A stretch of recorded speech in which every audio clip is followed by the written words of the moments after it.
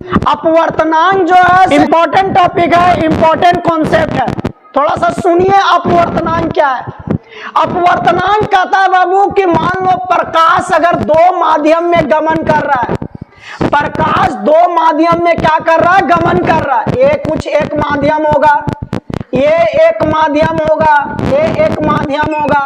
अरे माध्यम मतलब समझते हो ना बाबू, माध्यम मतलब हवा, जल, कोई भी द्रव्य हो गया, तेल हो गया, क्या कोई भी तेल, जल, हवा, ये सब क्या है, माध्यम है।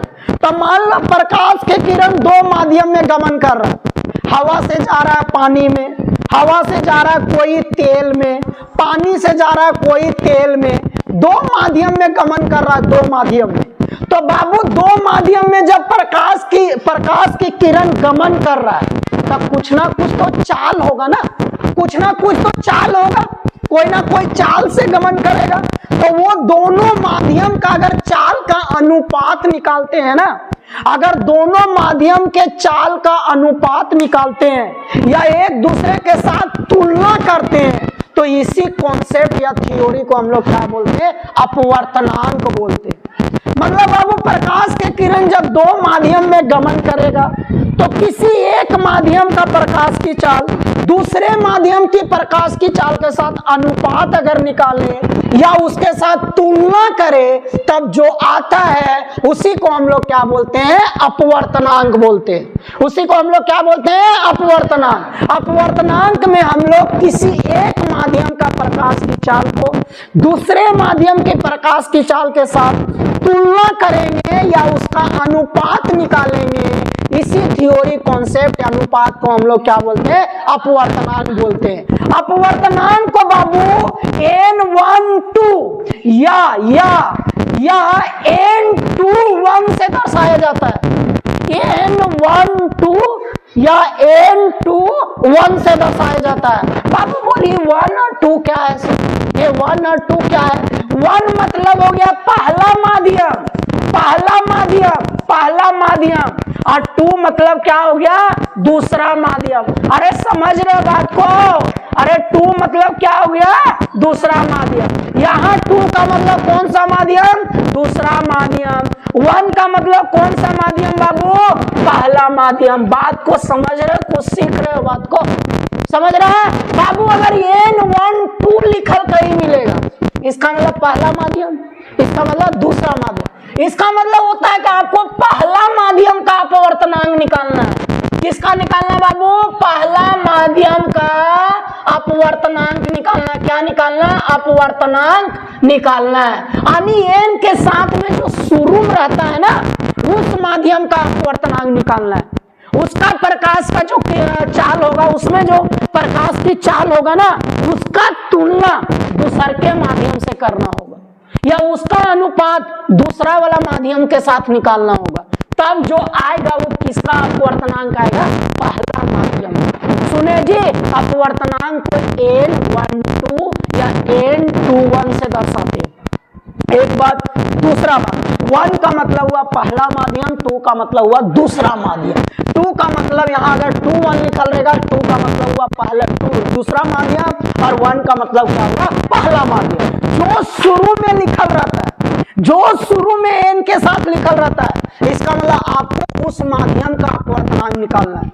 जो शुरू में लिखल रहेगा n के साथ, उसका आपको अपवर्तनांक निकालना है। सुने, उसका क्या निकालेंगे, अपवर्तनांक। किसके साथ, किसके अनुपात के साथ, किसके साथ तुलना करके, जो बाद में लिखल रहेगा उसके साथ।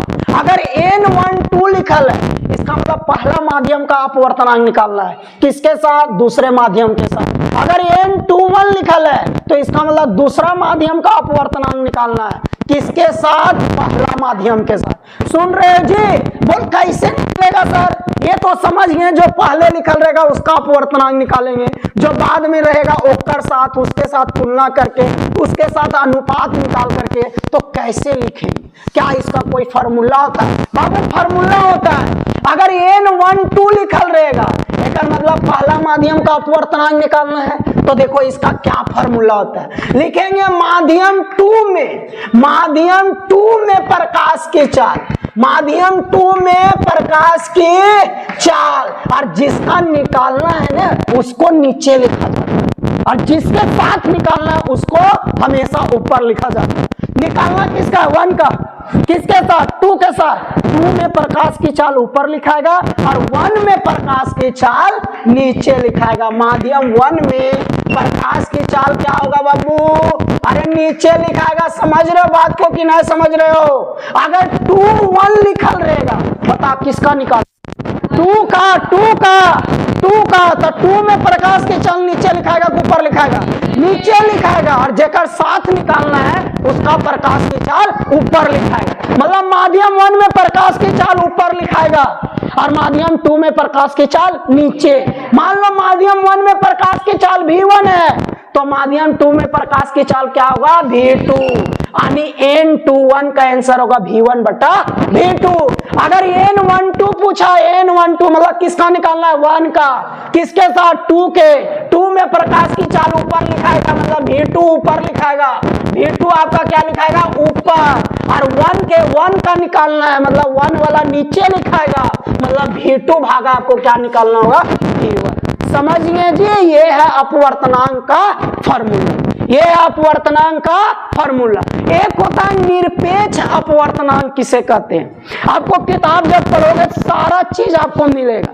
निरपेक्ष अपवर्तनांक किसे कहते हैं, निरपेक्ष अपवर्तनांक मतलब होता है कि अगर आप किसी माध्यम का अपवर्तनांक निकालना चाह रहे हो, चाहे वो जल का अपवर्तनांक हो, चाहे द्रव का अपवर्तनांक हो, चाहे कोई भी तेल का अगर अपवर्तनांक हो, आप किसी भी माध्यम का अगर अपवर्तनांक निकालना चाह रहे हो और उसका तुलना, उसका अनुपात आप वायु में प्रकाश की चाल के साथ करके निकालना चाह रहे हो, निर्वात में प्रकाश की चाल के साथ तुलना करके निकालना चाह रहे हो, तब जो उस माध्यम का अपवर्तनांक आता है ना, उसी को हम लोग क्या बोलते हैं, निरपेक्ष अपवर्तनांक। अरे सुन रहे हो काका बोल रहे हैं, निरपेक्ष अपवर्तनांक मतलब किसी भी माध्यम में प्रकाश की चाल का अगर तुलना हम लोग वायु में प्रकाश की चाल के साथ करें, निर्वात में प्रकाश की चाल के साथ करें, तब जो उस माध्यम का अपवर्तनांक आएगा, उसी माध्यम को हम लोग क्या बोलते हैं, निरपेक्ष अपवर्तनांक। निरपेक्ष अपवर्तनांक में हमेशा ऊपर में जो लिखाएगा से किसमें प्रकाश की चाल लिखाएगा, वायु में या निर्वात में, और नीचे हमेशा उस माध्यम का लिखाएगा प्रकाश की चाल जिसका आप निकालना चाह रहे हो। अगर हमेशा ऊपर में वायु में प्रकाश की चाल लिखल रहेगा या निर्वात में प्रकाश की चाल, और नीचे लिखल रहेगा पानी में प्रकाश की चाल या कोई भी तेल में प्रकाश की चाल, तब जो तेल का अपवर्तनांक निकलेगा उसी अपवर्तनांक को हम लोग क्या बोलेंगे, निरपेक्ष अपवर्तनांक। सुन रहे हो जी, ये सब है अपवर्तनांक का मतलब होता है, ये सब होता है अपवर्तनांक, ये सारा लिखना है अपवर्तनांक के बारे में। अगर आपसे क्वेश्चन पूछे तो अपवर्तनांक के बारे में कोई पूछे तो इतना जानकारी आपको देना है। सबसे पहले अपवर्तनांक है क्या चीज, तो जब भी प्रकाश की किरण एक माध्यम से दूसरे माध्यम में जाता है, तो किसी एक माध्यम का प्रकाश की चाल को अगर हम दूसरे माध्यम के साथ तुलना करें, अनुपात करें, तो जो मान आता है उसी को हम लोग क्या बोलते हैं, अपवर्तनांक बोलते हैं। अपवर्तनांक का सिंबल होता है n12 या चाहे n21। n12 का मतलब हुआ 1 का अपवर्तनांक निकालना है, किसके साथ, 2 के साथ, जिसके साथ निकालना है उसमें प्रकाश की चाल ऊपर लिखाएगा और जिसका निकालना है उसका प्रकाश की चाल नीचे लिखाएगा। सुन लिया जी, अगर हम किसी भी माध्यम में प्रकाश की चाल, अगर हम किसी भी माध्यम में जो प्रकाश की चाल है उसका अनुपात वायु में प्रकाश की चाल के साथ करें, निर्वात में प्रकाश की साथ करें, निर्वात में प्रकाश की चाल के साथ करें, तब जो अपवर्तनांक आएगा उस माध्यम का, उसी को हम लोग क्या बोलते हैं, निरपेक्ष अपवर्तनांक। उसको क्या बोलते हैं, निरपेक्ष अपवर्तनांक। निरपेक्ष अपवर्तनांक में, निरपेक्ष अपवर्तनांक में हमेशा ऊपर जो लिखाएगा, हमेशा जो ऊपर लिखाएगा बाबू, वो हमेशा जो ऊपर लिखाएगा ऊपर, वो किसमें प्रकाश की चाल लिखाएगा? वायु में प्रकाश की चाल लिखाएगा या निर्वात में प्रकाश की चाल लिखाएगा। और नीचे कौन लिखाएगा? नीचे वो माध्यम लिखाएगा जिसका आप वर्तमान निकालना चाह रहे हो, जिसका आप जिस माध्यम का आप प्रकाश की चाल का तुलना कर रहे हो उसका नीचे लिखाएगा। और हमेशा ऊपर में क्या लिखाएगा? वायु में प्रकाश की चाल या निर्वात में प्रकाश की चाल। तब जो अपवर्तनांक आएगा उसी अपवर्तनांक को हम लोग क्या बोलते हैं? निरपेक्ष अपवर्तनांक। सुन लिए जी, निरपेक्ष अपवर्तनांक का सिंबल क्या होता है? इसका सिंबल केवल NM होता है, बस केवल NM होता है। M का मतलब हुआ माध्यम में प्रकाश की चाल। जो माध्यम में प्रकाश की चाल आप तुलना करना चाह रहे हो वायु के साथ, उसका आप प्रकाश का चाल लिखोगे। और N12 में क्या लिखाएगा ऊपर? माध्यम 2 में प्रकाश की चाल, प्रकाश की चाल। बाबू रट जाना है, सब पूछते रहता है, यही सब लिखना है। माध्यम 1 में प्रकाश की चाल, प्रकाश की चाल, समझ रहे हो जी? अगर N21 बोलेगा तो ऊपर किसका लिखाएगा? किसमें? माध्यम 1 में प्रकाश की चाल, माध्यम 1 में प्रकाश की चाल, प्रकाश की चाल। और नीचे लिखाएगा माध्यम 2 में प्रकाश की चाल, माध्यम 2 में प्रकाश की चाल। सुन रहे हो जी? फार्मूला कैसे लिखाएगा सो भी बता दिए। फार्मूला में जो सिंबल निकल रहेगा उससे किसका अपवर्तनांक लिखा निकलता है वो भी बता दिए। जो शुरू में रहता है इसका अपवर्तनांक निकलेगा, अपवर्तनांक जो शुरू में रहता है उसका निकलता है बाबू। अपवर्तनांक इसका निकलेगा जो शुरू में है। इसमें अगर आपसे पूछा जाए किसका अपवर्तनांक निकलेगा तो शुरू वाला माध्यम का यानी 1 का निकलेगा। और जिसका अपवर्तनांक निकालना रहता है उसको चिन्ह में पहले लिखते हैं, जिसके साथ निकालना रहता है उसको बाद में लिखते हैं। फार्मूला कैसे लिखा जाता है? जिसका निकालना रहता है उसमें प्रकाश की चाल को नीचे लिखते हैं, जिसके साथ निकालना रहता है उसमें प्रकाश की चाल ऊपर लिखते हैं। फार्मूला भी क्लियर हो गया, परिभाषा भी क्लियर हो गया कि प्रकाश जब एक माध्यम से दूसरे माध्यम में जाता है तो किसी भी एक माध्यम का चाल को आप दूसरे के साथ अनुपात करो, चाहे तुलना करो, उसी को क्या बोलते हैं? अपवर्तनांक। चिन्ह क्या होता है वो भी समझा दिए, फार्मूला क्या होता है वो भी समझा दिए। ये फार्मूला में अंतिम में आप ऐसे लिख सकते हो, बराबर करके लिख देना V2 भागा V1, और इसमें बराबर करके लिख देना V1 भागा V2। V2 भागा V1 मतलब माध्यम 2 में प्रकाश की चाल, V1 माध्यम 1 में प्रकाश की चाल। आप V2 भागा V1 भी लिख सकते हो, इतना नहीं लिखने का मन कर रहा है तो आप इतना के बदले V1 भागा V2 भी लिख सकते हो, अगर ये हिंदिया वाला नहीं लिखने का मन कर रहा है। मान लो कि आ गया N21 का कौन ऑप्शन सही है? हिंदिया में नहीं लिखल है, लिखल है V1 भागा V2, ये ऑप्शन सही हो जाएगा। लिखल रहेगा ऑब्जेक्टिव में N12 का कौन सा ऑप्शन सही होगा? हिंदिया में नहीं लिखल है, लिखल रहेगा V2 भागा V1, तो भी क्या होगा? सही होगा। अरे शुरू वाला नीचे में, बाद वाला ऊपर, शुरू वाला नीचे में, बाद वाला ऊपर। सुने जी, ये होता है संकेत में इसका फार्मूला। अब हेडिंग डालो निरपेक्ष अपवर्तनांक। अब हेडिंग डालो निरपेक्ष अपवर्तनांक लिखो, निरपेक्ष अपवर्तनांक लिखो, निरपेक्ष अपवर्तनांक लिखो। लिखो अगर किसी भी माध्यम में प्रकाश की चाल की तुलना, लिखो किसी भी माध्यम में प्रकाश की चाल की तुलना, किसी भी माध्यम में प्रकाश की चाल की तुलना, किसी भी माध्यम में प्रकाश की चाल की तुलना, प्रकाश की चाल की तुलना अगर हम लोग निर्वात या वायु में प्रकाश की चाल के साथ तुलना करें, निर्वात या वायु में प्रकाश की चाल के साथ तुलना करें, तब जो अनुपात आता है या अपवर्तनांक आता है, तब जो अनुपात आता है या अपवर्तनांक आता है, उसी को हम लोग निरपेक्ष अपवर्तनांक कहते हैं। उसी को हम लोग निरपेक्ष अपवर्तनांक कहते हैं। क्लियर क्लियर जी? नीचे लिखिए, निरपेक्ष अपवर्तनांक को एन एम से दर्शाते हैं। निरपेक्ष अपवर्तनांक को एन एम से दर्शाते हैं। ऑब्जेक्टिव में यही सब पूछेगा। एन एम कौन सा अपवर्तनांक है? निरपेक्ष अपवर्तनांक। रट जाना, ऑब्जेक्टिव मतलब क्वेश्चन कम बनाओ, जो लाइनवा लिखा रहे हैं उसको रटो। पूछबे करेगा निरपेक्ष अपवर्तनांक का संकेत क्या होता है? N M. इसका फार्मूला क्या होता है? से पूछेगा। इसका संकेत में फार्मूला क्या होता है? से पूछेगा। देखिए इसका फार्मूला क्या होता है एन एम का।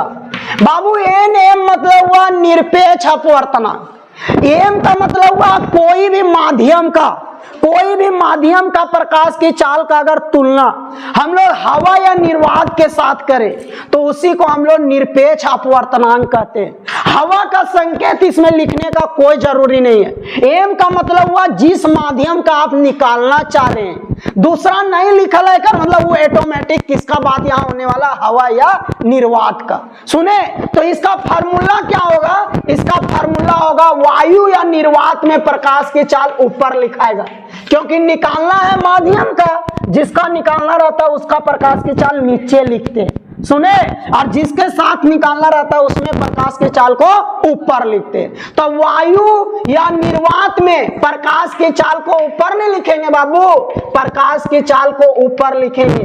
और माध्यम, जिस माध्यम का आप निकालना चाह रहे माध्यम में प्रकाश की चाल को क्या करेंगे बाबू? प्रकाश की चाल को क्या करेंगे? नीचे लिखेंगे। वायु में प्रकाश की चाल को सी से दर्शाते हैं, सी से दर्शाते हैं। और कोई भी माध्यम में प्रकाश की चाल को भी से दर्शाते हैं।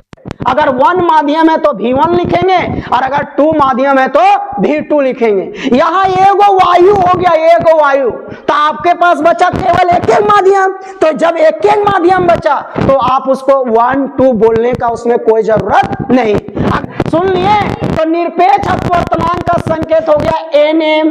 फार्मूला ऊपर में वायु और निर्वात प्रकाश, नीचे हो गया माध्यम में प्रकाश की चाल। अगर संकेत में पूछेगा, संकेत में ऑप्शन दिया है तो कौन सा ऑप्शन मारिएगा? C/V।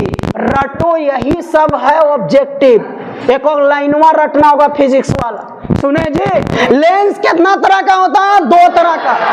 एक उत्तल लेंस, एक उत्तल लेंस, एक अवतल लेंस, एक अवतल लेंस।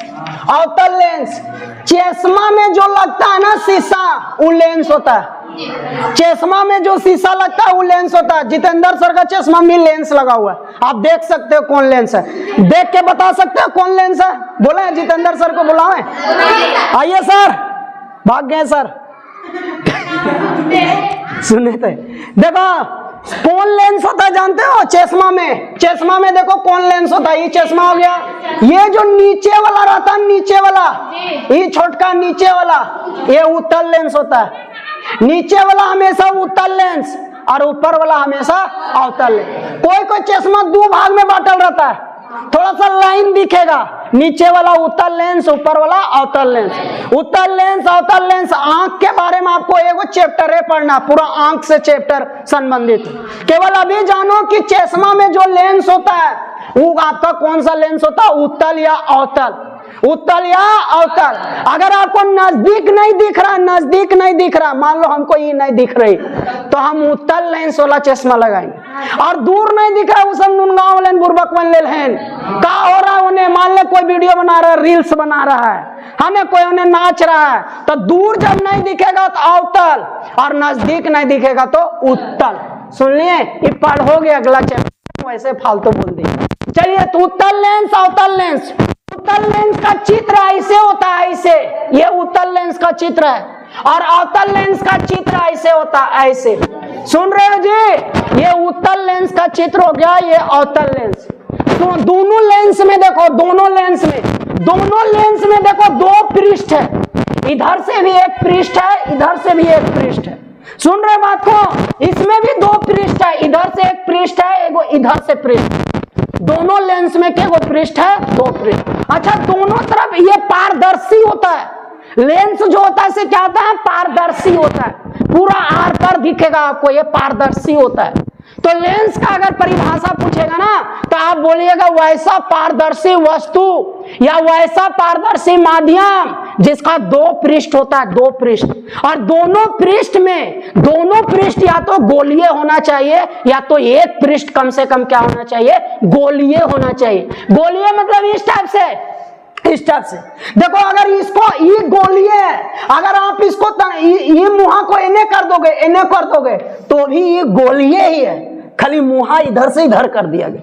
इसमें वही किया गया है, मुहा को इधर घुरा दिया गया। तो जब इस तरह कहीं दिखा बोलोगे गोलीय है, खाली एक पलट के इन्हें कर दिए, ये गोलीय नहीं होगा, गोलीय ना होगा। तो लेंस का परिभाषा होता है वैसा पारदर्शी माध्यम या वैसा पारदर्शी वस्तु जिसका दो गोलीय पृष्ठ होता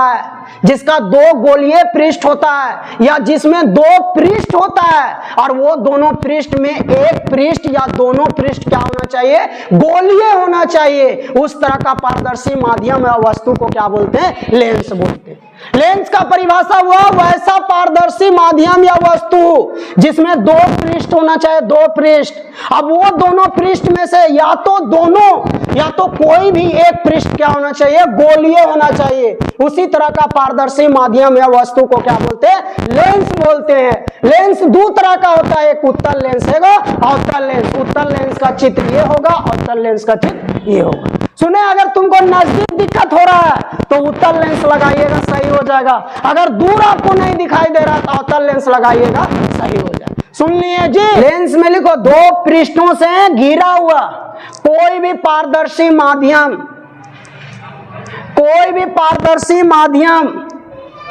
या पारदर्शी वस्तु, कोई भी पारदर्शी माध्यम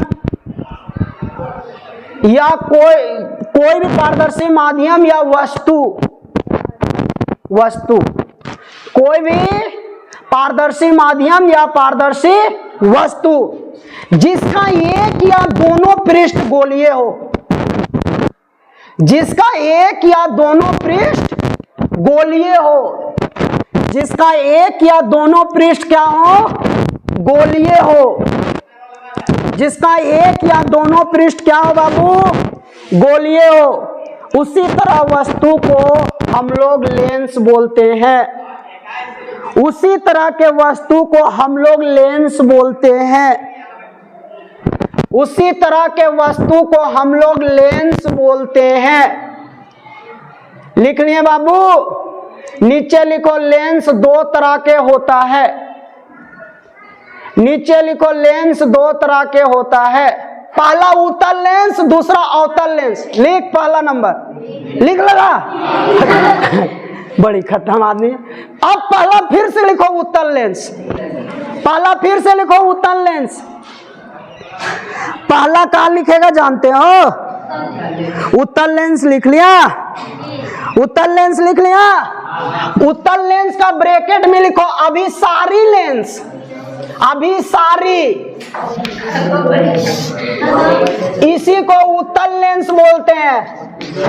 ए नुनगा, अगर बोल दिया उत्तल लेंस का दूसरा नाम क्या है, अभिसारी का दूसरा नाम क्या है, तब पूछता भी सब ऑब्जेक्टिव है, ये सब पूछता, जानो इन्हें। अभिसारी लेंस इसको कहते क्यों है, उत्तल लेंस को अभिसारी लेंस कहते क्यों है, क्योंकि उत्तल लेंस जो होता है ना, से प्रकाश के किरण को एक जगह जमा कर देता है, प्रकाश के किरण को एक जगह क्या कर देता है, जमा कर देता है।